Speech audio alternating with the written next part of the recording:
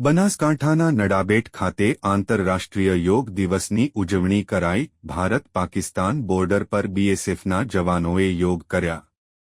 નડાબેટ ખાતે મોટી સંખ્યામાં બીએસએફના જવાનોએ આંતરરાષ્ટ્રીય યોગ દિવસની ઉજવણી કરી। યોગ દિવસની ઉજવણીમાં સ્થાનિક લોકો તેમજ વિદ્યાર્થીઓ પણ બન્યા સહભાગી।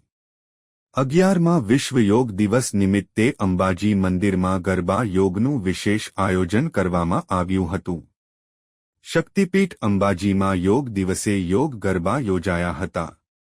આધ્યાત્મિકતા સાથે માં અંબાના ચાચર ચોકમાં યોગ ગરબા યોજવામાં આવ્યા હતા।